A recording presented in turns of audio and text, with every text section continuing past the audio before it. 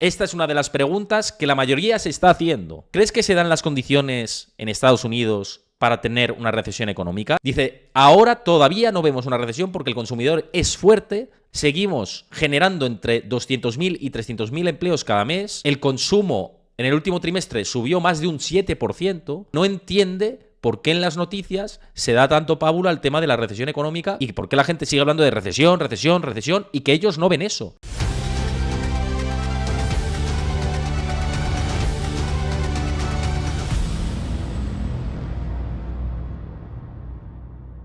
Antes de ver el vídeo al completo, recuerda darle a like, suscríbete a mi canal y déjame tu comentario.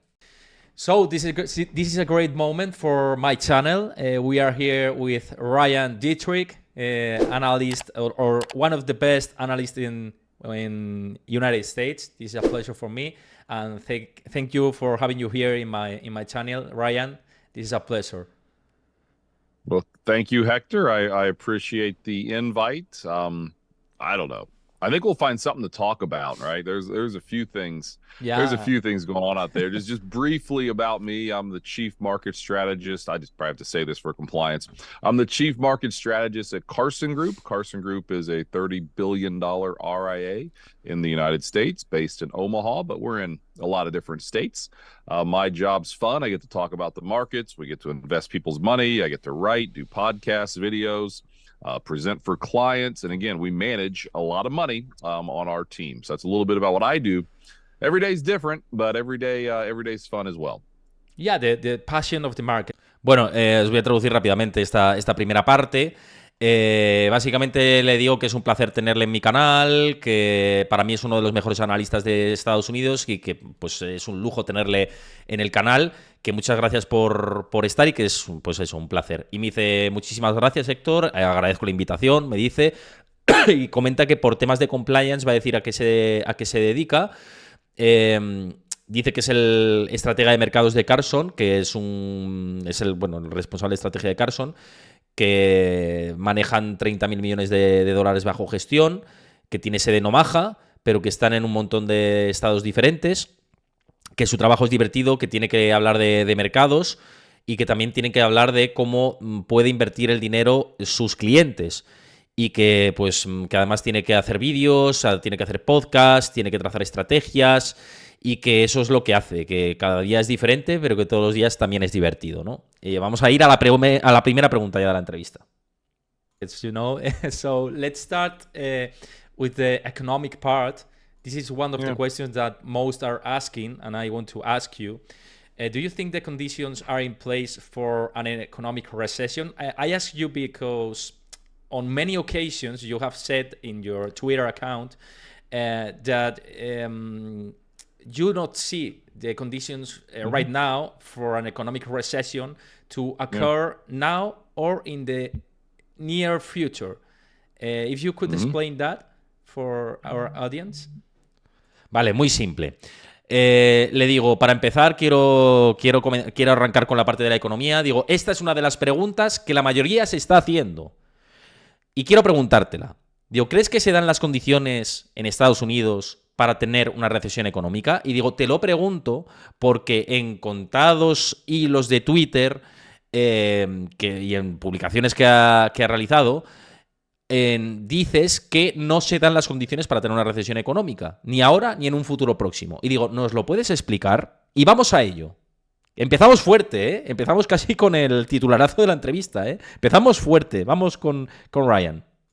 Sure. So clearly when I'm talking, most of this time I'll be talking about the U.S., right? I'm based in the U.S. I'm talking about things, how we see it in the U.S. when we clear there. But 1 year ago right now, I mean, everyone was talking about a recession, a recession, a recession. Carson Investor Research, we took the road less traveled, I guess you could say, and we didn't see a recession. We said this year. I mean, everybody under the sun was talking about a recession this year in 2023. It was so obvious because the yield curve was inverted, or leading economic indicators were suggesting weakness, or surveys, soft sentiment surveys like manufacturing surveys are all saying, things aren't great. And things weren't great. I mean, let's be clear. Things weren't great last year. We had a manufacturing recession. We had a housing depression. There were issues. But the truth, and this is where I'm going to answer your question now, we still don't see a recession because the consumer is so strong. At least here in the United States, we're still making between 200,000 and 300,000 jobs every single month. Consumption last quarter ran up over 7%. I mean, there's just a lot of different things I can talk about here to answer this. But the truth, again, I understand what's in the news and what people keep talking about recession. We're not seeing that. You look at things like manufacturing, right? Manufacturing this year in the United States is up 2.1%. That's not a ton, but that's way more than anybody would think if all you looked at was TV or you followed on Twitter or the scary headlines. Because again, people are saying one thing, doing another. Consumer confidence, it hasn't been great. Yet retail sales are running at a 5% clip better than pre-COVID levels. I mean, people are still spending. And again, I get it. You hear, well, everyone's putting everything on credit cards, or and that's one of the big arguments we hear. And yes, there is more credit card debt out there, but there's also more net wealth out there. The Fed just did a study like last week, I think. The average household in the U.S. is worth 37% more than they were 3 years ago. That's like the largest jump ever in a 3-year period. Why is that? Because the stock market's done pretty well the last 3 years, and the housing market has boomed. Now, if you don't own a house, you don't own stocks, yes, it's a different scenario. I get it. But a lot of people do own both of those, and that's one of the big reasons we think we've avoided a recession thus far. And then looking out into next year, believe me, everyone's crystal ball's hazy as you go out, say a year or two. But for the next several quarters, when we see industrial production as strong as it is, we see retail sales as strong as it is, the employment backdrop strong. I mean, it just doesn't seem like there's this worry for this recession that everyone keeps talking about. And I mean, I can keep going. I think I'll stop. But again, it's definitely a less common view, I guess, because so many people look at soft data, sentiment surveys. We like to look at the hard data, and the hard data it continues to confirm there might be some cracks out there, sure, but there's just no recession coming in our view. Bueno, muchas cosas ha dicho aquí. I'm going to translate this to Spanish, okay? For the English speakers. Bueno, he dicho que voy a traducir para los que estén viéndolo en inglés. Sé que, por si acaso, porque además Ryan tiene un alcance muy grande y ha posteado esto, ¿no? Entonces, yo quiero facilitarles la tarea, ¿no? Pero ha dicho muchas cosas. De entrada dice, voy a hablar de Estados Unidos. Dice, yo estoy especializado en Estados Unidos y voy a hablar de Estados Unidos, y cuando llevamos mucho tiempo escuchando la recesión económica, ¿no? Llevamos mucho tiempo, sobre todo que decían que en 2023 iba a llegar una recesión económica, y nosotros en ningún caso, desde Carson, veíamos las posibilidades de que este año, en 2023, fuera a venir una recesión económica. Dice, decían que las cosas no estaban bien, que se argumenta mucho de la curva invertida de tipos, también del crash del mercado inmobiliario, y que hubo problemas, pero que la verdad es que no se ve una recesión todavía, ni se va a ver una recesión en 2024. Dice, ahora todavía no vemos una recesión porque el consumidor es fuerte, al menos aquí en Estados Unidos. Seguimos generando entre 200.000 y 300.000 empleos cada mes. El consumo en el último trimestre subió más de un 7%. Dice, hay un montón de cosas diferentes de las que se puede hablar, pero que no entiende por qué en las noticias se da tanto pábulo al tema de la recesión económica y por qué la gente sigue hablando de recesión, y que ellos no ven eso. Dice, no vemos recesión en 2024. Dice, se argumenta mucho, por ejemplo, el tema del PMI manufacturero, la industria manufacturera. Dice, pero si nos fijamos en la industria manufacturera, este año en Estados Unidos ha subido un 2,1% desde el suelo. Dice, no es que sea algo gigante, it's not like a ton, dice, no es que sea una tonelada, no es que sea algo gigante, dice, pero es mucho más de lo que se pudiera pensar si miras más allá de lo que se dice en la televisión en Estados Unidos, dice. O si sigues en Twitter a la mayoría de los analistas. Esto dice Ryan Detrick. Ojo, no se, vamos, no se muerde la lengua y creo que dice las cosas tal cual. No sé qué os parece a vosotros, pero me parece muy interesante esta visión que traslada, ¿no?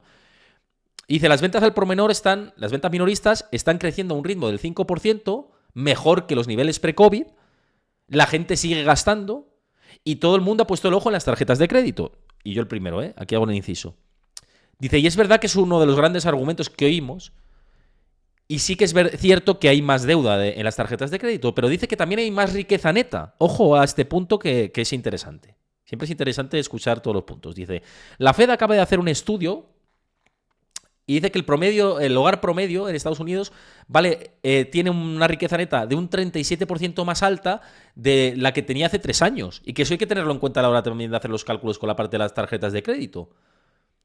Dice que esto se debe también a que la bolsa lo ha hecho bien, a que han invertido y que es cierto que quien no ha invertido su dinero en acciones, pues que no se ha beneficiado de esta situación.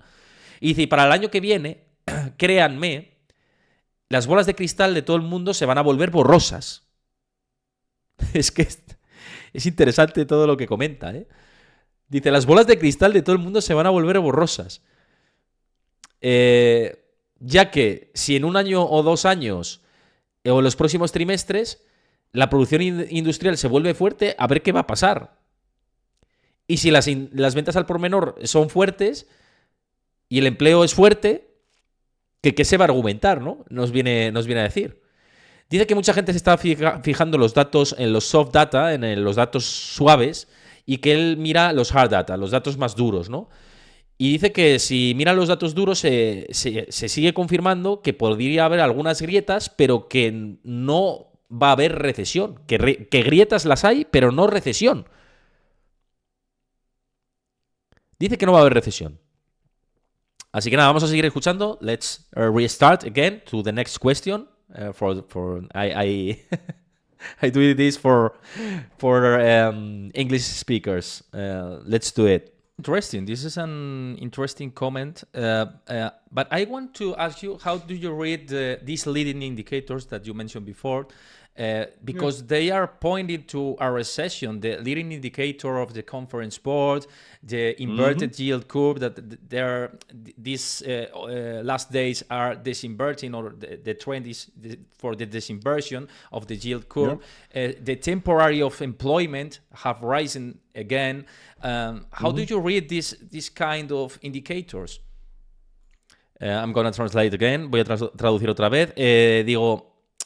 Bueno, como me parece interesante lo que dices, le comento, digo, ¿cómo calificas la situación de los indicadores adelantados de la economía?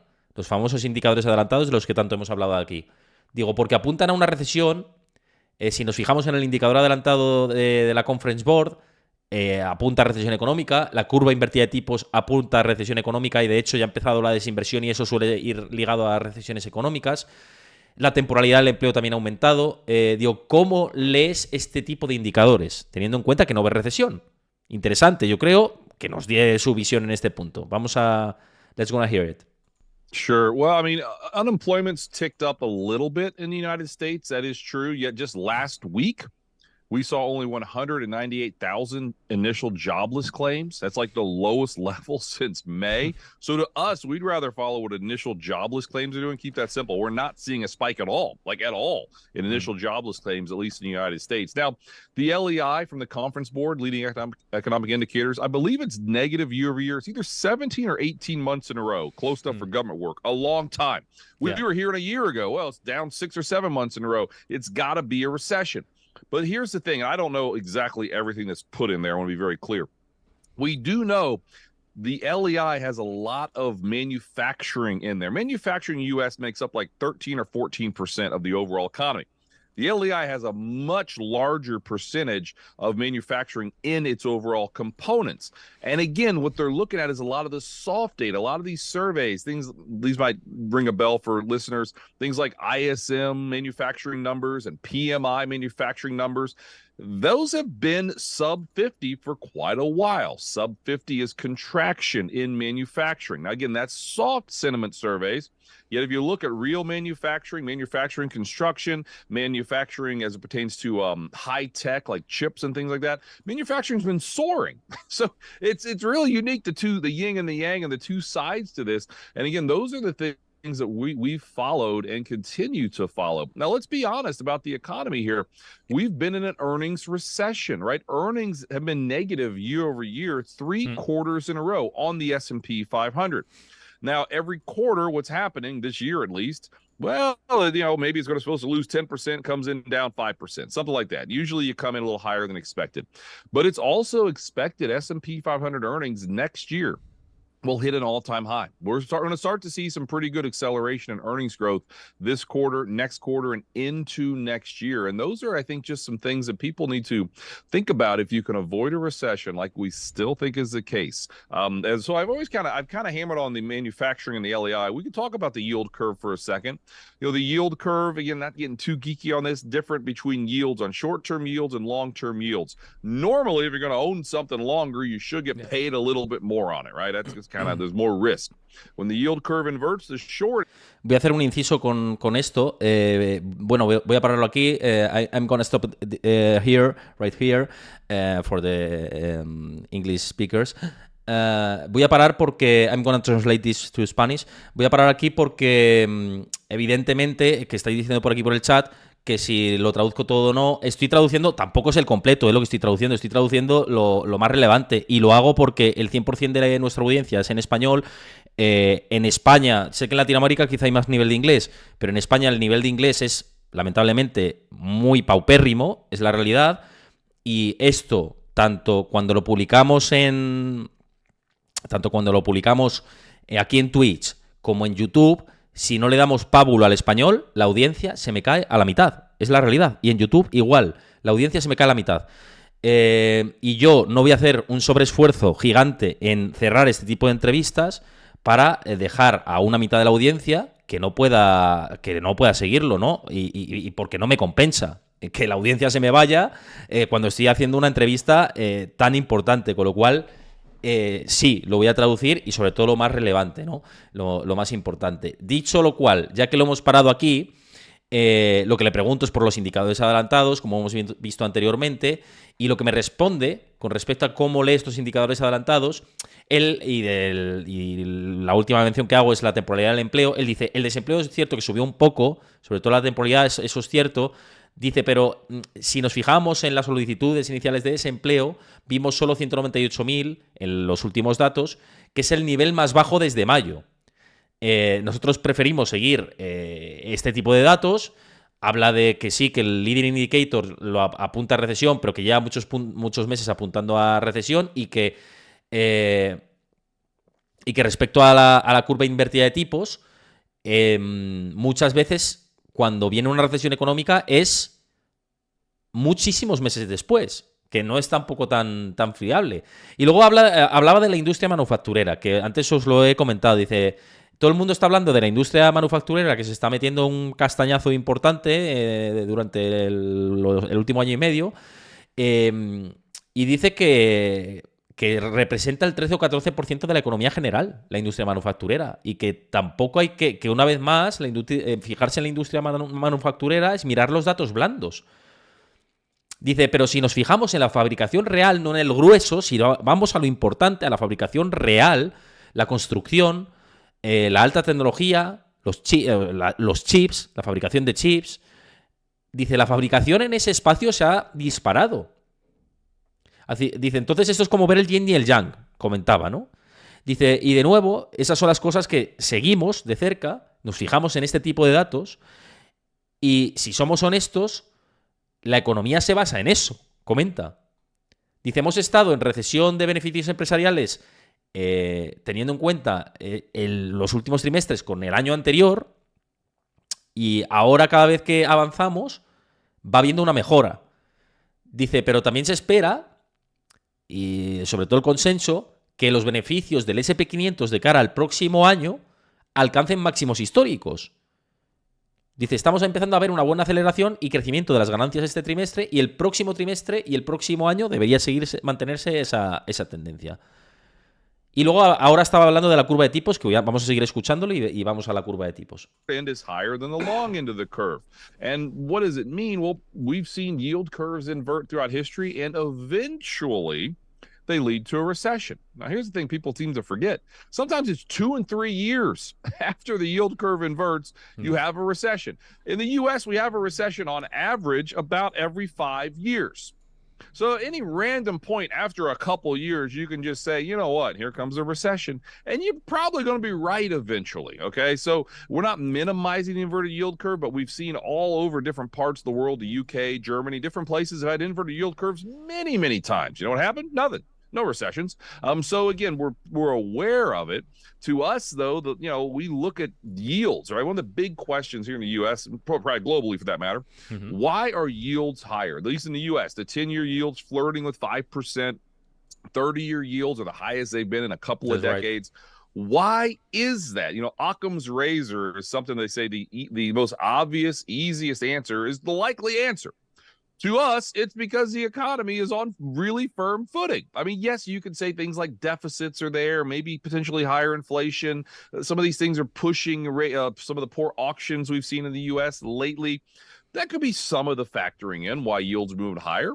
We think it's, again, as simple as yields are higher because the economy's strong. And final comment, because I can just go all day on this stuff, we think there's some similarities between now and the mid-'90s. In 94, the Fed hiked rates aggressively, really upset the apple cart. Bonds had a poor year. Now, believe me, bonds are in a worse bear market now than they were at any time almost in history. So I want to be clear there. But then they started to cut in the late 1995 and then into the late 90s. The Fed started to cut because the economy stood on its own. We think we could have a similar situation. We look at inflation data. It's coming back nicely, but 42% of core CPI, that's what the Fed looks at, right? The Fed looks at all this different inflation data. It's shelters, things like housing prices and shelter, like rents and things like that. We're seeing rents drastically come back. If you look at some of the private data, places like Apartment List and Zillow, that takes between 6 to 9 months to get to the Fed's data. Now, or I'm sorry, the government's data here in the U.S. Don't shoot the messenger. I don't know why it takes the government long to get there. It just does. That's going to put a cap on inflation. So our take is this. If inflation's not the worry that it was, this time a year ago, we don't think it is. The Fed doesn't have to have interest rates as high as they are. We think by the second quarter of next year, the Fed potentially could start to cut rates. Once the market starts sniffing it out, we're probably going to start to see yields move a little bit lower here in the U.S., and that can be a good thing. And again, then it's similar, right? Mark Twain, history doesn't repeat itself, but it often rhymes. If there's some similarities to the mid-'90s, the economy can stand on its own with a strong consumer and continue to grow. We're not calling for a late 90s type of bull market. I don't think anyone would complain, honestly, if we saw something like that. But we're seeing the situation where the Fed can cut. Last thing. What worries a lot of people in the United States is the last couple times the Fed cut interest rates, what happened? Bad stuff. COVID, financial crisis, and the tech bubble. That's back to 2000. So if all you said was the Fed was going to start cutting next year, you might say to yourself, ooh, that's not good, because when they've cut before, bad things happen. And it's true. It's 100% true. That's why we like to go back a little bit further, look at multiple cycles. Again, if inflation's coming down for the right reasons, because supply chains are opening up, things are just starting to function again, we might see 3 to 3.5% inflation going forward. Yeah, it's not the 2% the Fed says they want. We don't think that's the case. We think we're into kind of this different type of scenario where you're going to have a little higher inflation. Okay, because the economy's stronger. You have more economic growth. Everybody wants to have 10% GDP growth with 1% CPI. It doesn't work that way. We're seeing more economic growth, so we're probably going to see a little bit more inflation. So I'll be quiet. Hopefully, I don't know, I just answered a bunch of stuff there, but those are some of the things we're looking at and thinking about every single day. So, bueno, I'm going to translate again to Spanish. Voy a traducir otra vez al español esto que ha comentado. Sobre el tema de la curva de tipos, que nos habíamos quedado por ahí. Dice, normalmente a veces se tarda entre 2 y 3 años después de que la curva de tipos, desde que se invierte la curva de tipos hasta que se produce una recesión económica. Dice, en Estados Unidos tenemos una recesión de media cada 5 años. Así que cualquier punto al azar, después de un par de años, puedes decir simplemente que va a llegar una recesión económica porque probablemente vas a acertar con el tiempo. Eso dice para aquellos que se fijan en la curva de tipos como indicador adelantado. Y además habla del Reino Unido y Alemania como ejemplos de momentos en los que se ha invertido la curva de tipos y luego no se ha producido recesión económica. En Estados Unidos sabemos que ha fallado una vez. Esto lo apunto yo de mi cosecha, ¿no? Dice, y luego se dice la situación de los bonos, ¿no? Esto es interesante. Por cierto, vaya cara que me he dejado yo parándome el... parando el directo. Vaya careto, me he quedado parando el directo. Por cierto, si veis esto desde YouTube, que lo subiremos también a YouTube, y os gusta el contenido de traer a expertos de fuera, os agradezco mucho, muchísimo, muy mucho, porque cuesta mucho traer este tipo de invitados, que dejéis vuestro like, dejéis vuestro comentario, sigáis el canal si os gusta, suscribíos al canal si os gusta, y estaré encantado. También que os unáis a mi comunidad de Discord. Ahí comparto información en tiempo real, gráficos, análisis, debates. Todo os lo pasa que por el chat aquí en Twitch y en YouTube lo tenéis en la descripción del vídeo y en el comentario fijado que pondremos. Así que yo, perdonad que estoy enfermo, os lo dejo para eso. Bueno, no, es que está para la miniatura, no, ¿eh? La miniatura que sea protagonista el bueno de Ryan, que es un gigante, un grande. Muchísimas gracias de nuevo por esta oportunidad. Y retomando la traducción, gente, que no me quiero ir, es que dice tantas cosas tan importantes, es que todo lo que dice es interesante. Por eso digo que para mí es de las mejores entrevistas que he hecho a nivel profesional de mercados, honestamente, porque todo lo que dice me parece interesante, todo, con su argumento y demás, pero es interesante. Bueno, sabéis que la mayoría de la gente está poniendo el foco en que los bonos de 10 años de Estados Unidos están en el 5% y que esto lo ven como una señal negativa. Y él dice que no. Dices, en Estados Unidos las rentabilidades a 10 años están coqueteando con el 5%. Los rendimientos, las rentabilidades a 30 años son los más altos de las últimas décadas. Y dice, ¿y por qué es esto? Dice, los resultados para nosotros de esto es porque la economía está en una situación realmente sólida. Él dice que está realmente en una situación realmente sólida. Dice, creemos, de nuevo, que es tan simple como que las rentabilidades más altas es porque la economía es fuerte y que encuentra similitudes de la situación actual con los 90 perdonad, del 90 al 94. Dice, la Fed subió tipos agresivamente y los bonos tuvieron un mal año. Y considero que los bonos ahora están en un escenario muy bajista. De hecho, han tenido el mercado bajista más amplio de la historia. Dice, tomando los datos de JP Morgan, desde 1800 y pico, hemos tenido el de los mercados más bajistas de la historia de la renta fija. Y que para él esta situación se parece mucho a la que observamos en el año 95 y a finales de los 90. Que la Fed empezó luego a recortar tipos de interés y que la economía se mantuvo por sí sola. Dice, creo que podríamos tener una situación similar si miráramos los datos de inflación. Él cree que estamos en un momento muy parecido a los 90, no los 80 y 70 que tantas veces hemos comparado, sino a los 90.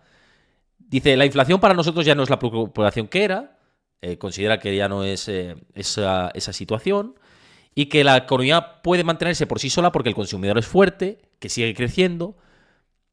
Y una vez más dice que el 2% de objetivo de inflación cree que sí que es difícil de alcanzar, que vamos a tener un escenario diferente, que es cierto que la no recesión, esto es muy importante, que además alguien también por el chat lo estaba comentando. Él cree que la no recesión económica seguramente vaya de la mano de algo más de inflación. Es decir, de inflación superior al 2%, incluso al 3%. Él dice, creo que no habrá recesión económica, pero será a costa de inflación. Este es un escenario, esto es un argumento que yo hago y que siempre he hecho. Digo, si no vamos a recesión, iremos a más inflación. Pues ahora Ryan Detrick lo que nos dice es, creemos que no va a haber recesión, pero sí inflación. Sí algo más de inflación. Estamos viendo más crecimiento económico y probablemente vamos a ver un poco más de inflación. Vamos a seguir escuchando. Let's gonna listen the rest of the interview. So, in your opinion, digo, en tu opinión, do you think that this huge hike in interest rates could impact just limited the unemployment rate? Bueno, digo que si la subida de tipos de interés apenas se ha visto reflejada en el dato de empleo, que si puede llegar al 4%, la tasa de desempleo al 5%, ¿O que cómo lo ves si lo ve más arriba de esos niveles? Dice que gran pregunta. Vamos a seguir escuchando. Right? I mean, again, I just mentioned less than 200,000 initial claims just last week in the United States, so it hasn't impacted things yet. Clearly what we've seen with the huge surge in interest rates here in the United States, I'm assuming globally, it's really done a number on the housing market. The housing market, I think it's, I don't know, 5 or 6% of GDP in the U.S., but it's really volatile, right? It can really sway both ways. A lot of people in the United States simply aren't moving because they've locked in their mortgage at sub 3.5%. So they don't want to move across the street to a bigger house because it's going to cost a lot more unless you're going to pay with cash all the way out, because again, 30-year mortgages are so much higher. So that's upset the mortgage industry, realtors, housing industry. Yes, the higher yields. But the truth, again, we're not seeing this massively higher yields impact the employment backdrop yet. And a key word is yet. Earlier this year, remember what happened? We saw big companies in the United States like Google, Microsoft, Apple, Amazon were cutting employees or laying off employees, maybe a better way to put it. And everyone got all worked up earlier this year. Like, there it is. This is the beginning of the end. Here it comes. Those were the companies that grew the fastest the previous couple of years, specifically during the pandemic. So we thought, maybe they're more trimming some of the fat, and that's exactly the case that we've seen. Now, you're right. I mean, I think, next week, real soon, we'll get the monthly jobs data here in the U.S. And unemployment rate did tick higher just a tad. But there's something called the participation rate. That's been higher. Also, if you look at just a number of prime age workers, I believe prime age is it's up to 55. I think it's 21 to 55. Don't quote me there, but it's like over 81%. One of the highest levels we've seen in 2 decades. Prime age workers for women is the highest it's ever been. So the truth, at least in the United States, if you want a job, they're out there and you can get one. And they're paying pretty darn well because, again, we're seeing really strong wage growth along with a solid backdrop on the employment backdrop. I get the worries and fears people keep talking about. But the truth is we keep seeing the data and it's not breaking down yet. It's not showing massive signs of stress. Final comment here. We like to look at the credit markets. We say the credit markets are maybe some of the smartest people in the room. Think like triple B spreads, investment grade corporate spreads. In the surge we've seen in interest rates and yields, we haven't seen much stress in credit markets. There's been a little bit of stress starting to creep in here, but nothing over the top. I mean, the United States stocks have pulled back 8 or 9% on the S&P here. I know stocks are down a little bit time you and I are recording this, so we'll see where we close on Wednesday here. But the truth again is, your average year sees a 14% correction. Your average year sees a couple different between 5 and 8% minor pullbacks on the S&P 500. We've had two, about 8 or 9%. We had about 8% pullback back in March. We had the regional bank crisis. Now we're maybe a tad more pullback this time around as we've had more seasonal weakness. One more thing. I just keep going. One more thing. In the United States, the first 6 months of this year, it was the best first 6 months ever for the NASDAQ and the best first 7 months for the S&P since 1997. We said, listen, third quarter sometimes can be a little volatile. August, September, it makes sense. You're going to have some type of potential pullback. I mean, we don't think we're about to have a bear market. We don't think everything's about to spiral out of control here.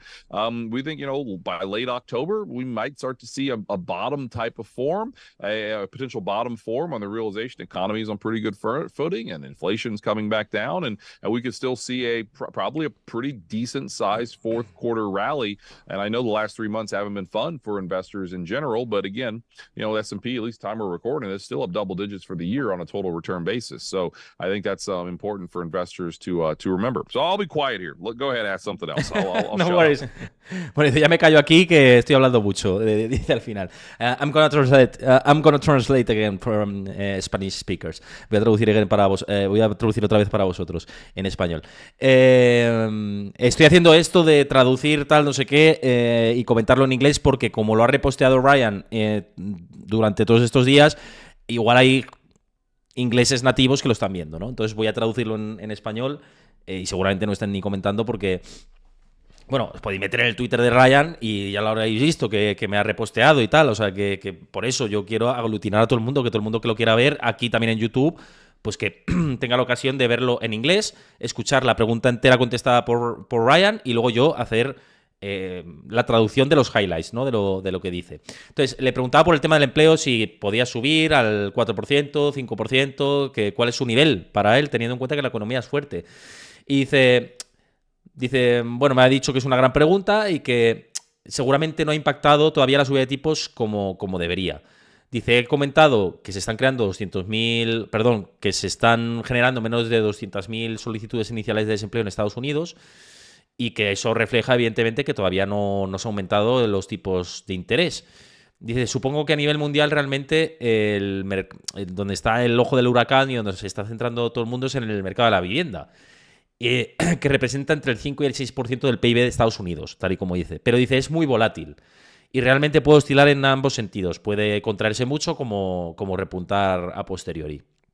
Dice, supongo que la gente que quiera mudarse a la calle de enfrente, bueno, no sé si a la calle de enfrente, dice como a la calle de al lado, que se quiera mudar a la calle de al lado a una casa más grande, pues va a tener que esperar, porque cuesta mucho más dinero la casa y mucho más dinero la hipoteca. Con lo cual, como las hipotecas a 30 años son cada vez más altas, pues este tipo de personas van a tener que esperar. Eso es lo que dice Ryan con todo esto.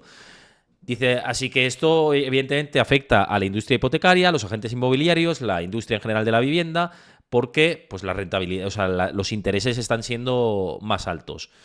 Dice, pero de nuevo, esto no se está viendo como un impacto masivo.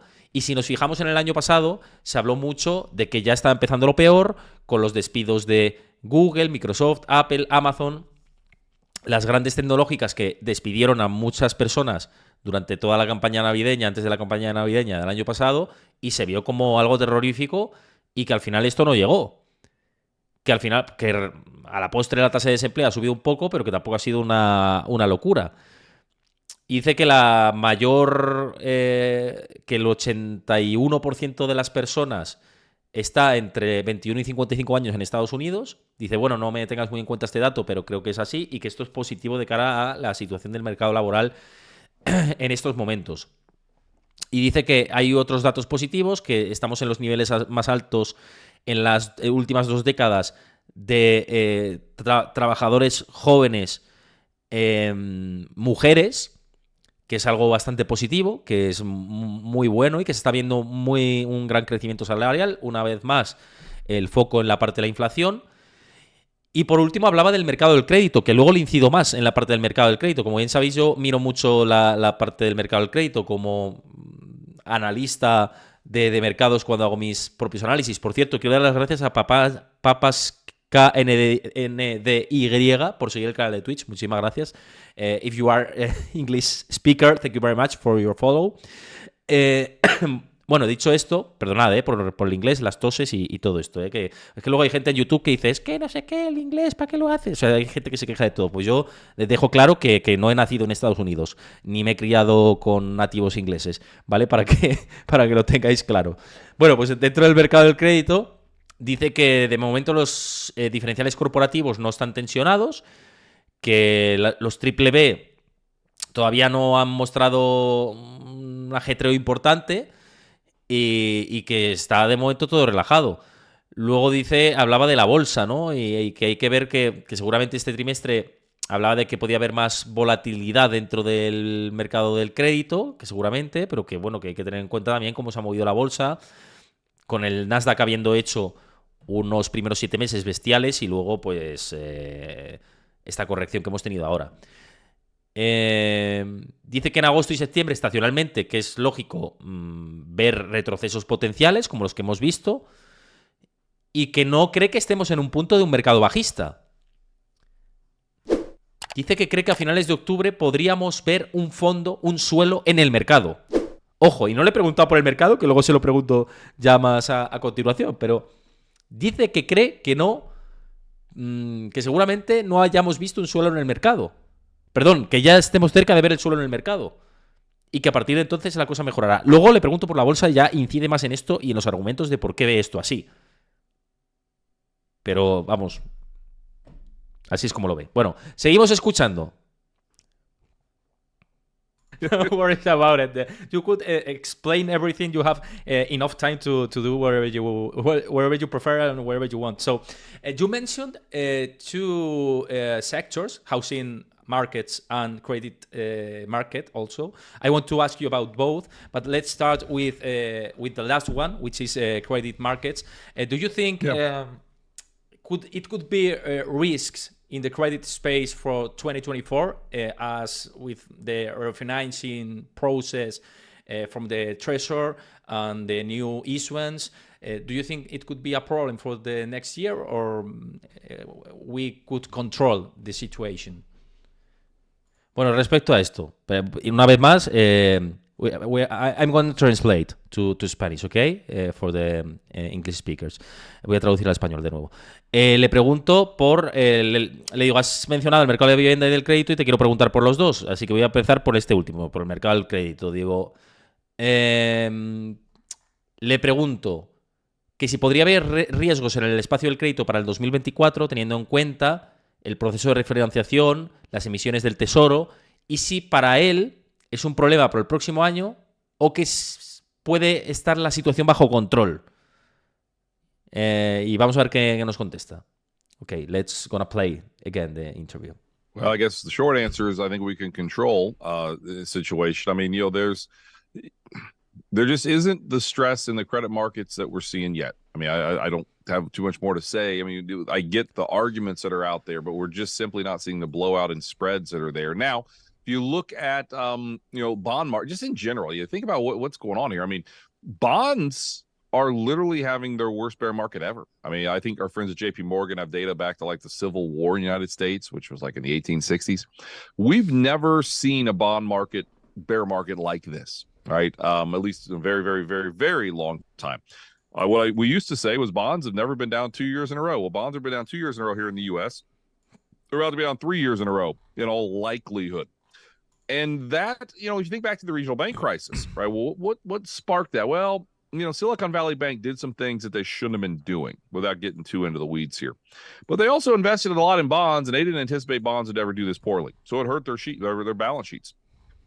Probably a lot of other places that invested in bonds and didn't realize bonds are going to do this poorly. So I'm not saying this is going to spiral out of control, but there could be some bad actors out there, some other companies that are really under pressure by the incredible move higher in yields. Now, like I talked about a little bit ago, though, we're pretty optimistic.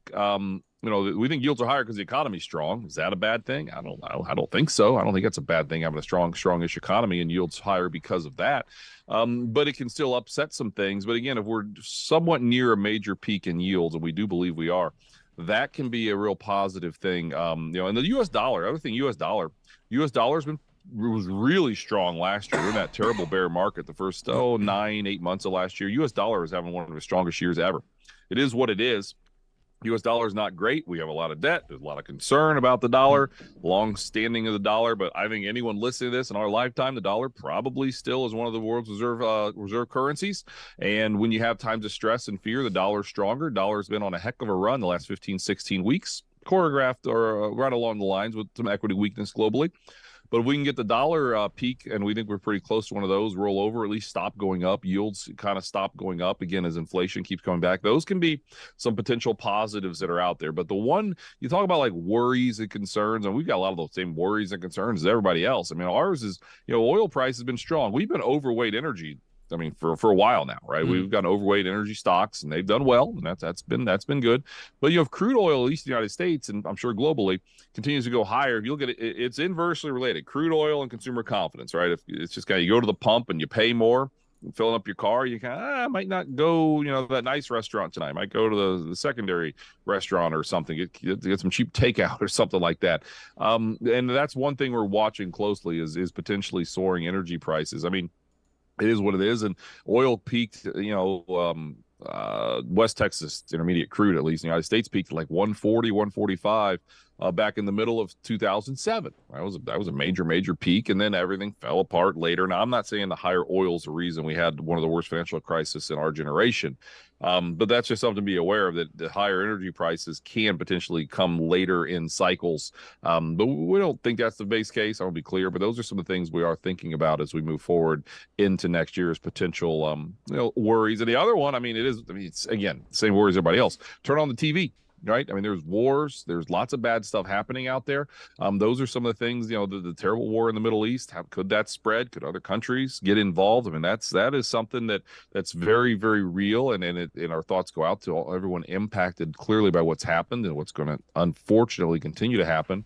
But from a purely investments point of view, that's something clearly that we're watching. And then Ukraine and Russia, that, I mean, sadly doesn't feel like it's ending anytime soon. I hope I'm dead wrong there. But the truth again is these geopolitical concerns are there. I've shared the studies all over Twitter as well. I mean, you can have geopolitical concerns and wars and bad stuff happening. You know what? If the economy, global economy, U.S. economy is still fairly strong, we've seen gains in the United States. I mean, a year after John F. Kennedy was assassinated in November of '63, stocks gained 23% the next year. Okay. That, I mean, as terrible as that event was in the United States history, stocks did just fine. A year after Iraq invaded Kuwait in, I think it was August of 1990, there's a recession in the U.S. because oil prices soared after that, and that caused a mini quick recession. Had pretty much a bear market also. Stocks are still up 10% a year later. So I think as terrible as the headlines are, it's important for investors to remember a lot of times, you know, if there's some near-term indigestion, near-term sell-off on the geopolitical events, it might be a buying opportunity, or at the very least, just don't panic, you know, kind of ride it out and trust if the economy can stay strong like we think it can. There's still probably some equity gains coming, you know, if you're willing to go out a year or two. Unrelated with... Bueno, voy a traducir lo más relevante de todo esto que ha comentado. Let's gonna translate again to Spanish. Le preguntaba por el mercado del crédito, ¿no? Y dice que la respuesta corta es que cree que vamos a poder controlar la situación. Dice que simplemente no hay la tensión en los mercados del crédito que debería haber todavía. Y que, bueno, antes lo he comentado, lo he adelantado, que dicen nuestros amigos de JP Morgan tienen datos de cómo desde la guerra civil desde 1860 hasta la actualidad nunca se había visto un mercado bajista tan intenso en los bonos como el que hemos visto ahora. Dice, por mucho tiempo, desde la Guerra Civil de Estados Unidos, no se veía ese comportamiento tan bajista. Dice, solíamos decir que los bonos nunca habían bajado 2 años seguidos, y bueno, han bajado 2 años seguidos, y vamos caminos del tercero, ¿no? Dice, y luego, pues, fijaos en lo que sucedió y el dilema con Silicon Valley Bank. Dice, ahí había muchas cosas que no se estaban haciendo bien, había muchas malas hierbas, no se gestionaron bien todos los balances, se invirtió mucho en bonos, pero de manera descontrolada. Dice, yo no creo que esto se vaya a salir fuera de control. Dice, pero podría haber algunos malos agentes aquí. Dice, podría haber algunas otras empresas que estén realmente bajo presión por el incremento, por el increíble movimiento al alza de los tipos y de las rentabilidades de los bonos. Dice, pero bueno, somos bastante optimistas. Dice esto, pero luego dice, pero somos bastante optimistas. Creo que las rentabilidades son más altas porque la economía es fuerte. Que esto ya lo he dicho previamente, que lo comentabais alguien por aquí por el chat. Sí, Ryan Detrick cree que la economía es bastante fuerte. Luego se centraba en el dólar. Dice, el dólar estadounidense no está en su mejor momento en términos históricos. Hay mucha preocupación por el dólar desde hace mucho tiempo. Pero creo que cualquiera que escuche esto, el dólar probablemente sigue siendo una de las monedas de reserva. Con lo cual, pues bueno. Luego hacía digamos, se iba a hablar de las preocupaciones y que, por ejemplo, han estado sobreponderados en energía. Y hablaba de los esquemas, ¿no? Que cómo van cambiando, que pese a tener escenarios muy negativos, que luego esto se revierte. Dice, hablaba incluso del asesinato de John Fitzgerald Kennedy, cómo la bolsa luego se recuperó, que cuando Estados Unidos invadió Kuwait, luego la bolsa también se recuperó. Cuando falleció John Fitzgerald Kennedy, de hecho, dice que al año siguiente subieron un 23%. Dice, lo que quiere decir es que pese a los grandes eventos terribles de Estados Unidos y los titulares tan desastrosos por parte de los medios, aquí nos atiza. Y eso, yo soy independiente, ¿eh? Yo soy medio independiente. Pero es verdad que ataca ahí, y es verdad que yo tengo el sesgo más negativo, no me escondo, es la realidad. Yo creo que las preguntas también se lo traslado de esta manera, pero me interesa mucho conocer su opinión positiva, para eliminar también sesgos de confirmación y para que vosotros tengáis este tipo de visiones, ¿no? Entonces, él dice que muchas veces estos eventos geopolíticos, como lo que estamos viendo actualmente y demás, pues que sí, que generan tensiones, pero que generan oportunidades. Es lo que viene a decir, ¿no? Así que nada, seguimos escuchando. Let's let's gonna restart the interview, okay, from the point before. Real estate market or housing sector in the US. Last week was here Jeff Wenger from Wisdom Tree, and he told us that real estate space maybe is not the problem is not the price in the houses, and also the interest rates in the mortgage. While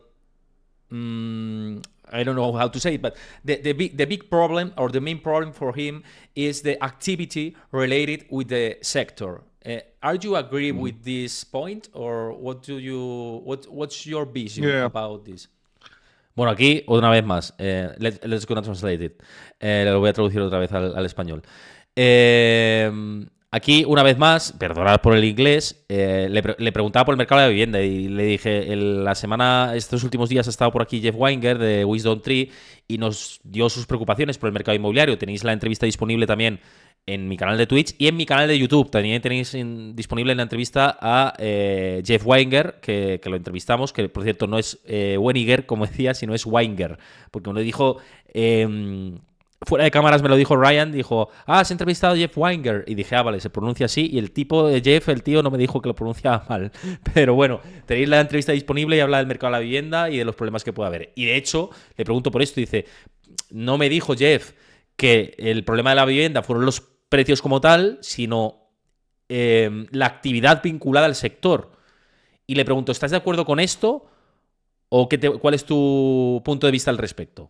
Y vamos a ver qué nos dice. Esto lo voy a pasar muy rápido porque como... De hecho, voy a traducir poquitas cosas, ¿no? Casi que os voy a dejar la respuesta al completo porque es parecido a lo que comenta Jeff. Tenéis la entrevista disponible y traducida también aquí. Y me quiero centrar luego en la parte final de la bolsa. Entonces, como me quiero centrar en esa parte, os dejo escuchando esta parte. Hago 2 o 3 frases rápidas y vamos a la parte de la bolsa, que es súper interesante. Vamos a escuchar. Yeah, I mean, I'll kind of go a few angles on this. I mean, I kind of talked about this a second ago. I mean, if you look at it, there's a lot of people in the United States with mortgages that are locked in under 4%, under 3%. You talk about activity, people don't want to move because they don't want to go get a higher mortgage, a drastically higher mortgage. So, I mean, Jeff brings up a great point. Now, here's the thing. Is that bad for the economy? Maybe you don't move, but maybe you fix up your house, instead of moving because you don't want to go get an 8% mortgage or, 6%, 7% mortgage.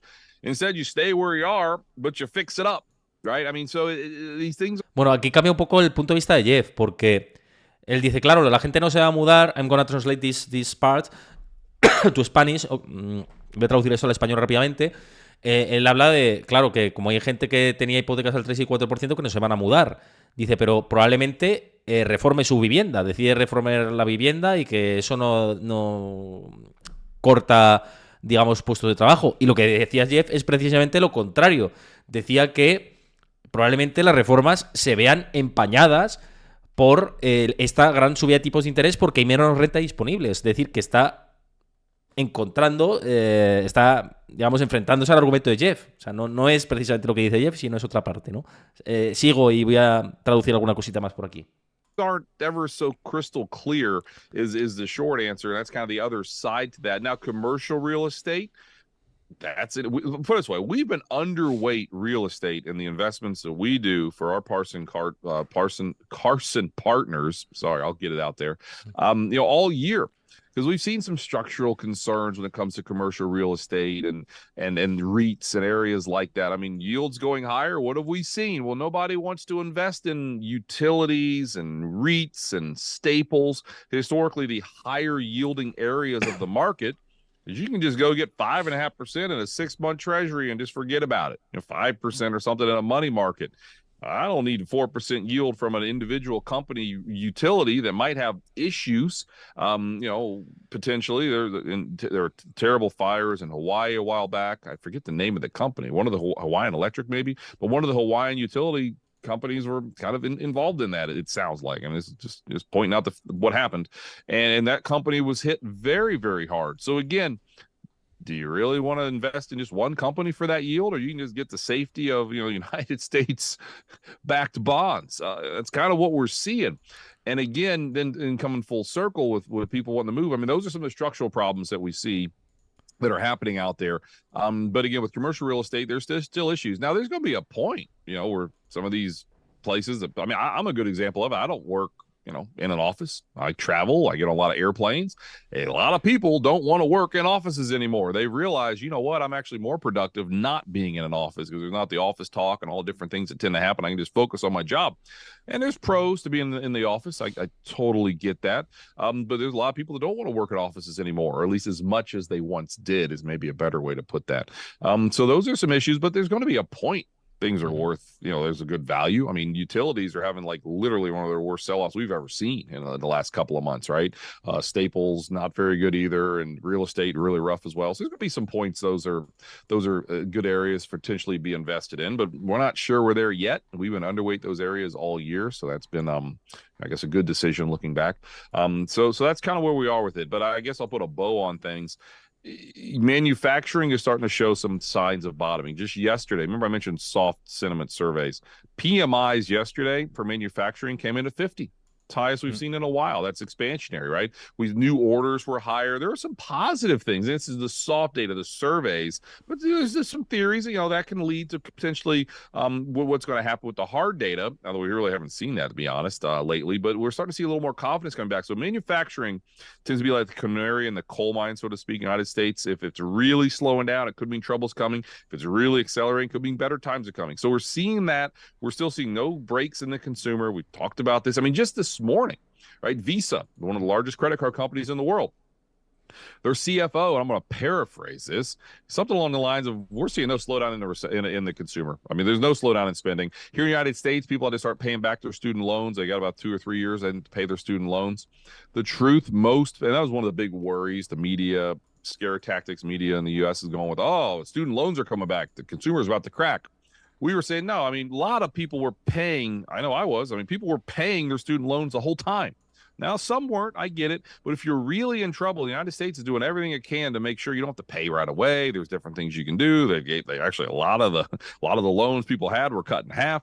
There were some real things that were taking place. So again, we're not seeing any weakness in the consumer now that people are paying their student loans back. And Visa's CFO just today said the exact same thing, that they're seeing no slowdown whatsoever now that people are paying back their student loans in full yet. And if Visa's not seeing too many worries or cracks with the consumer, I think they've got a little inside baseball on what's really going on, given they deal with consumers every single day.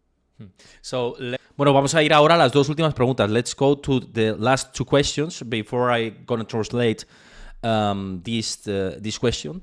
Voy a traducir esto al español, ¿vale? Lo más relevante de lo que ha dicho, ¿no?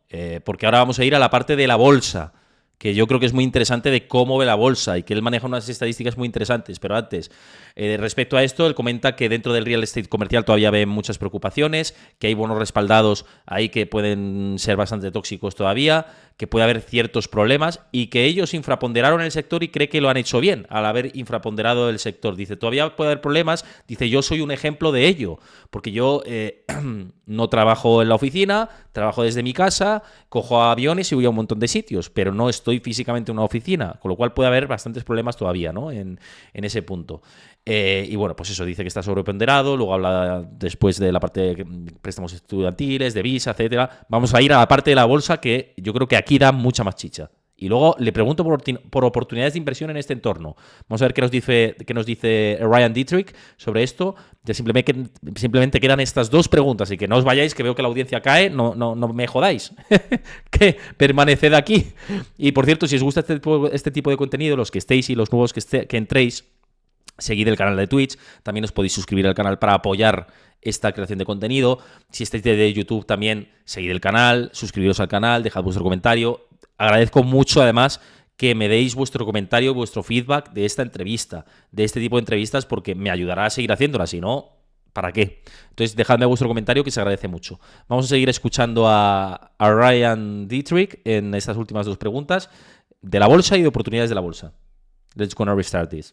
Let us now turn to stock markets. You usually share on your Twitter account or x.com account. I don't know how name we use right now with the renaming process of Elon Musk, but you understand me. There is very interesting statistical data on the S&P 500 that you share with your followers. So do you think that seasonality can play in favor for the S&P 500 for the end of the year? Can we see the famous year-end rally? What's your opinion about that? Well, short answer is... De aquí básicamente quedaos con el mal inglés. I'm gonna translate this for Spanish speakers again. Voy a traducir otra vez al español para vosotros. Una vez más, de aquí, quedaos con el que le pregunto de la situación de rally de final de año. Le digo que comparte habitualmente en su cuenta de Twitter datos estadísticos brillantes y que si ve que puede haber un rally de final de año, que cuál es su opinión al respecto y que cómo lo ve, ¿no? Así que vamos a escuchar esta parte que me parece súper interesante. We think we can. I mean, so seasonality, you wouldn't just invest in purely seasonality. There's different things that we look at. I mean, the macro backdrop, right? Are we in a recession or not? Is the economy getting stronger likely 6 months from now, or is it weakening? Those are things we start with, and I've already laid out, I hope, why we think the economy might surprise to the upside, why earnings could surprise to the upside, why the consumer is still strong, manufacturing is coming back. The headlines aren't great, and housing is an issue, no doubt. But we think if the economy is on good footing, the odds of a 30% bear market, pretty darn slim. We had a 34% bear market in 1987 without a recession. Stocks were up like 40% for the year in August. They were 500% from the 82 lows. That was a stretch rubber band. The S&P is like almost gone nowhere for 2 years. Okay, so it's not like we have a stretch rubber band right now. They are well off the lows from a year ago, but nonetheless, just to put some context on that. Now, layer on the fact of seasonality, and it's one of those kind of things I wouldn't want to ignore it. I mean, I was all over the place saying this a year ago, saying, listen, stocks tend to do really well the fourth quarter of a midterm year. They tend to bottom. 6 of the last 17 bear markets bottomed in October. Well, after last year, you can add one. It's 7 out of 18 bear markets ended in October after last year. The first half of a pre-election year, this is a pre-election year in the United States here this year. The first half is really strong for stocks. It's the second half that does okay. I mean, it's still solid, but it's for everybody under the sun was saying, you know what, in the United States, we're going to see a recession early. Stocks going to do terrible. Hey, it's the second half of the year. Stocks going to do better, and the economy's going to do better. We were saying, I'm not so sure about that. We think the first half will be when those gains happen. So it happened. And then you come into the fact that September, August aren't usually that great. First half of October, sometimes isn't all that great. You tend to get major lows later in October for whatever reason. And here we are. Seasonality has played out wildly to a T. I mean, like to a T over the past year. I mean, midterm years historically aren't very good for stocks. Well, we had a down 19% midterm year last year for the S&P. No, we didn't expect stocks to do that poorly. We also didn't see the war coming into the year. We didn't see China continuing to shut down things, really doing a number on supply chains. You have to kind of adjust as you go along, right? As you go along. But it wasn't abnormal to see weakness in a midterm year, and it's not abnormal to see a low in October of a midterm year, and it's not abnormal to see strength in a pre-election year, as we are right now. So yes, seasonality plays into it. I also like to look at market sentiment. There's a lot of negative sentiment. I mean, again, as we're talking right now, stocks are in the red by about 1% or so. Google's down a good deal on some disappointing earnings. There's a lot of fear starting to come into this market, right? If everybody's thinking alike, somebody isn't thinking. I use that quote a lot, General Patton. Everyone was talking about recessions, bear markets a year ago right now. We're starting to see that stuff again. Bill Gross, founder of PIMCO, he's in the news talking about a recession by end of this year. I mean, I have no idea what data he's looking at because the data is not suggesting there's going to be a recession by end of this year unless something really, really bad were to happen. We're just not seeing it, but we're starting to see some of those signs you tend to see at a major market low. So we think we're close to a low. We'd be open to the idea that stocks could have a pretty good sized bounce into the end of the year. Do we go back to new all-time highs on the S&P? Maybe not now. We've had, good sized pullback. Maybe it's not possible now, but by the earlier next year, we think it's likely. And there's one final thing on this. Next year is an election year. You're going to hear a lot about this stuff, right? Pre-election year, election years. Next year is an election year.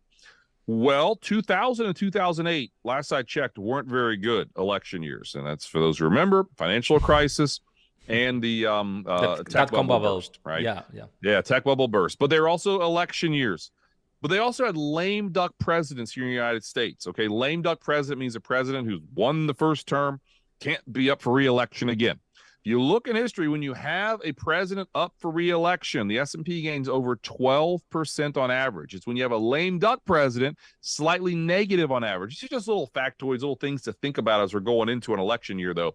But I'm just saying, seasonality still suggests an election year can do okay. If you don't have a recession, stocks usually do okay. If you have a Fed that's probably going to be cutting, not hiking, stocks usually do okay. Those are the things that we are in the camp are probably going to be taking place next year. So there's going to be volatility in the United States, maybe even globally with the U.S. election. I mean, we all get worked up on it and focus on it.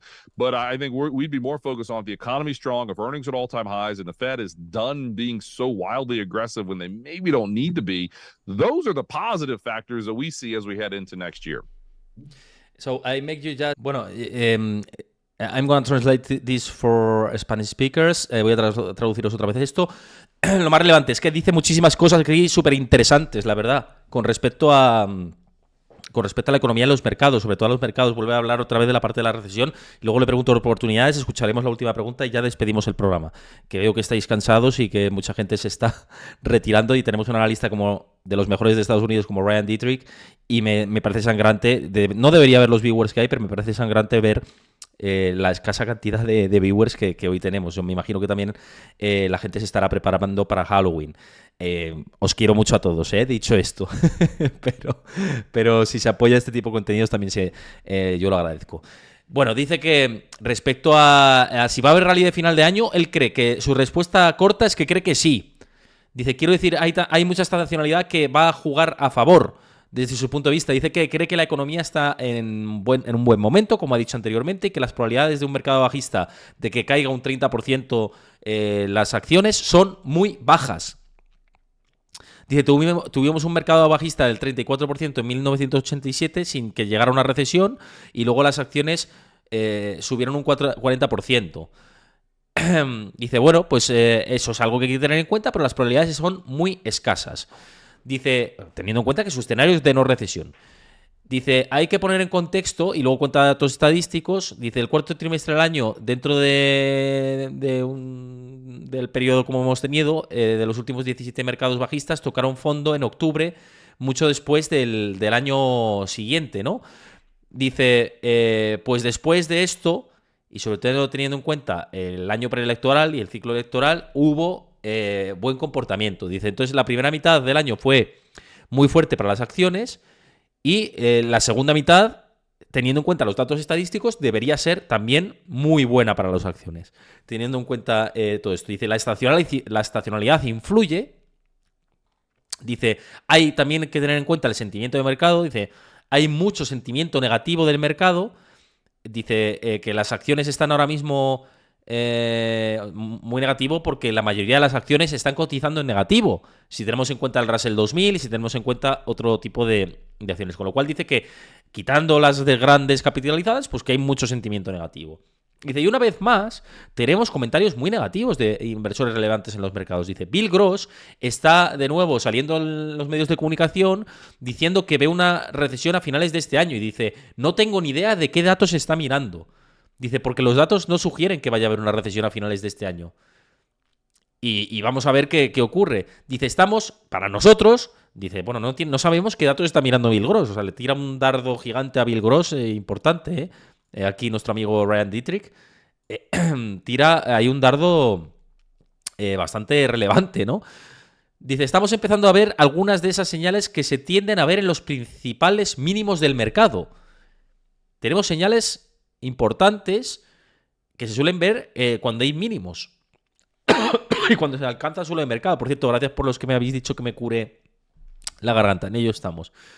Dice, estaríamos abiertos a la idea de que las acciones podrían tener un rebote de buen tamaño a finales de año. Está abierto a la posibilidad de que haya rally de final de año.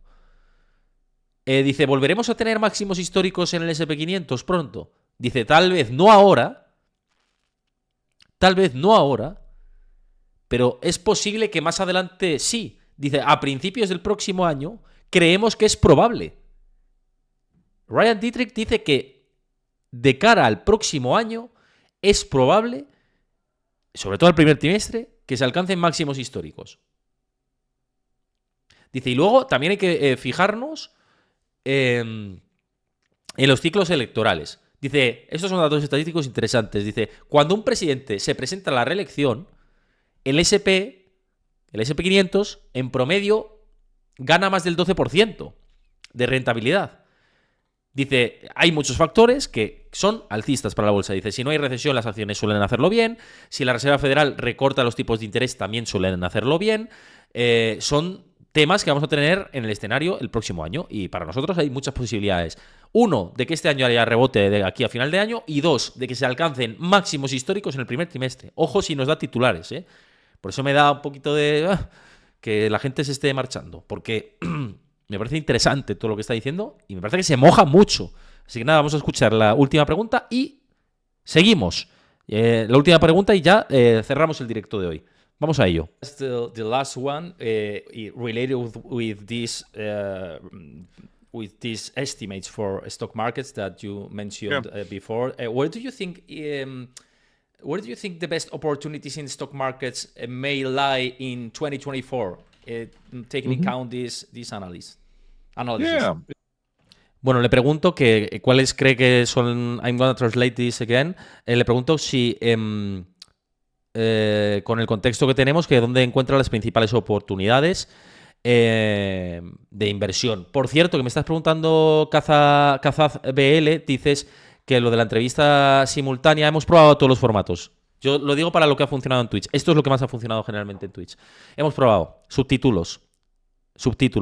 Hemos probado doblaje. Que de hecho, en breve vais a ver una entrevista doblada, que es el del reportaje que hice en Berlín, de mi visita, etc. Hemos probado todo absolutamente y lo que mejor funciona es la reacción. O sea, no hay problema. Sé que se hace más largo y demás, pero lo que mejor funciona es la reacción por aquí, por Twitch. Lo ideal sería lo otro, ¿no? Pero... es cierto que además luego para la retención de audiencia de los que lo veis desde YouTube, lo que mejor funciona es este formato. Seguiremos probando. Hemos intentado utilizar herramientas de inteligencia artificial para hacer traducción. Funcionan muy mal todavía. Funcionan francamente mal. Si conocéis alguna me decís, pero las que hemos probado 3 o 4 funcionan mal. Y simplemente por matizar. Vamos a escuchar la última pregunta. Oportunidades de inversión. Voy a traducir lo más breve posible lo que dice. Yeah, I mean, great question there. I mean, so again, we are still overweight stocks relative to bonds. So I don't exactly know where we'll be this time in a year, but we still think stocks will probably do a little better than bonds even into next year, right? Bonds are like down this year, at least in the United States, and up, still double digits overall on the S&P. So we're still thinking stocks, but you break it down a little bit. We don't see a recession next year. I've said that a few times, I think. I mean, I think, cyclicals. I mean, things like industrials, energy, materials, financials, those are the groups that we've liked. We think they can continue to do pretty well. Now, let's be very clear. Small caps have had a very, very rough go of things in the United States. I mean, small caps are like down over the past year. So I get the argument. How can you beat a bull market if small caps are down? I mean, believe me, that's a decent argument. But overall, stocks are still up a good deal from the S&P, and large caps are up a good deal. And a lot of that's because consumer discretionary, technology, communication services have done very, very well. So we are more neutral technology. We still see some real high prices that are out there. We're overweight industrials. We're overweight communication services, actually, is kind of how we've been positioned for a while. We're still comfortable there. But here's what I'm getting at. Small caps have had a very, very rough go of things, no question. But a year ago right now, what was one of the hardest hit areas? Technology, communication services. Very, very few people wanted to own those this year. They were the big winners, right? If you're always chasing a shiny object, always going for the previous winners, you know what? This stock's done terrible, or this sector is terrible. I'm going to go in that sector because it's done great. Take a guess what tends to happen, right? You get out of the bad stuff, you get into the good stuff, they tend to mean revert. That's how these things work. So to us, if you don't have a recession next year and you have a likely Fed that's a little more dovish, that's potentially cutting, yields could start going lower. Those are some major positives for small caps and mid caps. So to us next year, our contrarian play, we think those areas could probably do pretty darn well. And no one thinks that right now. It's a contrarian play. Everyone's talking about how bad they've done lately, and we get it. I mean, why have small caps done so poorly here in the United States, at least? Well, economy's been pretty good. That's usually pretty good for small caps. It's because yields. It's because it costs a lot more for debt. Small cap companies, they didn't leverage up as much debt as they could have this time a year or two ago. Remember a couple of years ago, and all these big companies in the United States, Microsoft, Apple, Google, all the big ones, they locked in debt at historically low levels. I think Microsoft locked in debt at like 2.6%. Okay. Well, now you can just get 5.5% in government bonds. Okay. So you're printing money. I mean, these big cap companies are like printing money because they locked in debt over here and then they can make more over here. And that's just how it works, right? Small cap companies, small cap and mid caps weren't able to do that as much just because of some different structural things that were taking place. So that's been impacting them. But if yields start to move lower, small and mid caps, we think could be some areas that really could come back nicely. So that'd be something I think as people think about their portfolio into next year, 2024, don't just go all in on the stuff that had a great 2023. Okay, you can have some of it, sure, but sometimes the beaten up stuff is what's going to come back to earth, just like we saw this year with communications and tech. So I think that's kind of how we see things. Stick with cyclicals. Have a little bit of an overweight to small cap and mid caps. We like the United States more than the rest of the world. We said that all year. I mean, emerging markets are negative on the year. United States is up double digits, a lot of developed international, Japan, different places, kind of ballpark around that same area. We're more neutral, developed international, underweight emerging markets, overweight U.S. And we still, believe me, this could change in 6 months, but that's kind of, I think, how we see things still going into next year. So thank you very much, Ryan, for your time. It was a pleasure chatting with you. It was very interesting, very interesting for me, and obviously for the audience. I hope you were comfortable and that this is the first time for more times here in my channel. You are invited whenever you want. It was my pleasure. Oh, that was a fast 40 minutes. I don't know if I breathed. Maybe I'll start to breathe here. I get into it sometimes. But no, I appreciate the invite and look forward to watching this later. and look forward to seeing your channel continue to grow. So thank you. Thank you very much, Ryan. Thank you. Bueno, pues hasta aquí la entrevista. I'm going to translate the last question. Voy a traducir la última pregunta to Spanish, al español. Bueno, antes de nada, he estado revisando números ahora. Antes de traer la traducción, he estado revisando números de la gente que ha estado viendo el programa en directo. Casi que es el récord semanal, por volumen de usuarios únicos. O sea, que entiendo que hay gente que ha entrado, ha salido, que ha entrado y luego lo ven diferido. O sea, que al ser la traducción y todo esto. Pero simplemente por cerrar este tema con todos vosotros. Desde el canal hemos intentado absolutamente todo, la traducción, y luego nunca llueve a gusto de todos. Entonces tenemos que quedarnos con lo que también nos funciona más por retención de audiencia, tanto aquí como en YouTube. Hoy también es un día así especial, con el festivo mañana, etcétera, y por volumen estoy viendo que tampoco está yendo muy bien, de hecho, la cosa. Obviamente con primera espada como es Ryan, ¿no?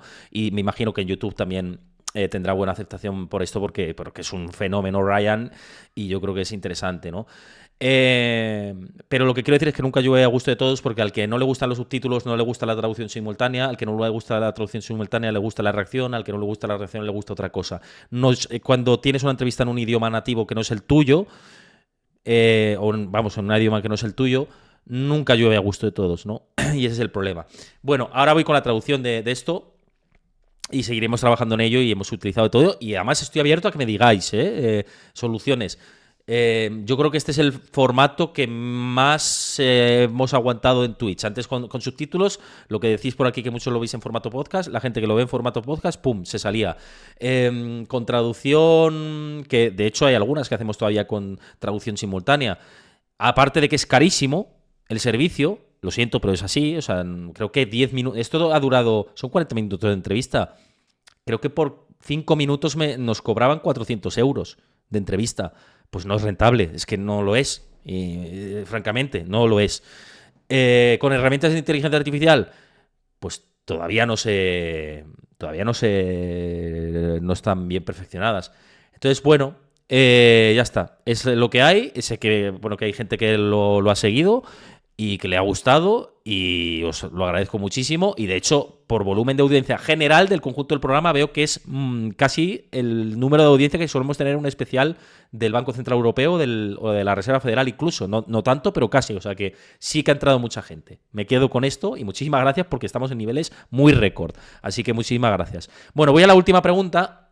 Muchas gracias, una vez más, por llegar a esos niveles casi de récord en el conjunto, no en espectadores simultáneos. Así que agradecido mil. Bueno, sobre oportunidades. Ryan dice que los bonos van a bajar este año en Estados Unidos, que en el S&P 500 siguen pensando en que pues va a hacerlo bien, pero que hay que dividir entre acciones, que no ven una recesión el próximo año, vuelve a decir que no ven una recesión en el próximo año, que cree que los cíclicos, los industriales, la energía, los materiales y las compañías financieras le han gustado y que creen que pueden seguir haciéndolo bastante bien, y que obviamente hay que fijarse en compañías de pequeña y mediana capitalización, que dice, si pensamos en un mercado alcista, obviamente las compañías de pequeña y mediana capitalización, lo tienen que seguir haciendo bien, y que por eso tienen algo sobreponderado dentro de este sector. También del sector de...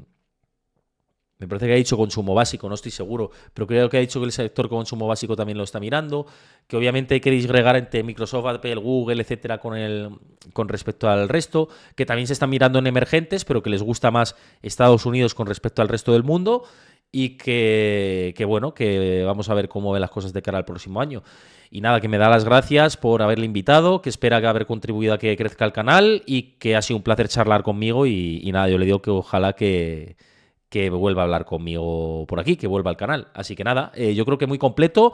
Si habéis llegado hasta el final de esta entrevista y lo habéis visto desde YouTube, desde Twitch, desde todo, os invito a que sigáis el canal, os invito a que os unáis a mi comunidad de Discord, donde comparto información en tiempo real, gráficos, análisis, debates, todo. Así que Sky.O, muchas gracias, de hecho, por seguir el canal de Twitch en estas últimas horas. Y dejadme un momento que bebo agua, madre mía, con la mucosidad. Y nada, que si os gusta el contenido, que sigáis y os suscribáis al canal de Twitch, de YouTube, dejéis vuestro comentario. Agradecido estoy si valoráis este tipo de contenido y comentáis qué os parece, cómo está todo. Mama, muchas gracias por suscribirte al canal. Te mando un abrazo enorme. Muchísimas gracias por ese apoyo. Y nada, dejad vuestro comentario, suscribiros, dejad vuestro like, y muchas gracias por esos comentarios que estáis dejando. Dame un segundito que cambio ya por aquí. Y nada, simplemente os recuerdo, de cara a mañana, mañana no habrá programa porque voy a estar de viaje, me voy a Chipre por trabajo, va a ser un viaje que me voy a Chipre. Que me dices por aquí, Linversi, que muchísimas gracias por todo lo que hago, muchísimas gracias a ti por tu comentario, a todos los que estáis valorándolo, de verdad muchísimas gracias, a Alonsovic, también a Gestión Futura. Bueno, a todos los que estáis comentando por aquí, muchísimas gracias. De verdad se agradece mucho que estéis comentando ahora. Lo agradezco. Y nada, simplemente eso. Mañana no habrá programa. El jueves sí, desde Chipre intentaré coger una sala desde el hotel en el que voy a estar para hacer directo. Lo intentaré, no, lo voy a hacer. Vamos a tener la entrevista con Ricardo Gulias y a repasar lo que ha sido la reunión de la Reserva Federal, o lo que va a ser la reunión de la Reserva Federal, con lo más importante. Así que nos vemos el jueves. En principio, 4 de la tarde, hora española. Os lo diré, bueno, creo que lo tenéis apuntado en mi canal de Discord de toda la parrilla. Y nada, espero que paséis muy buena noche de Halloween, que lo disfrutéis. Y nos vemos el jueves. Por aquí, 4 de la tarde, hora española. Un abrazo a todos y cuidaos mucho. Hasta el jueves. Chao.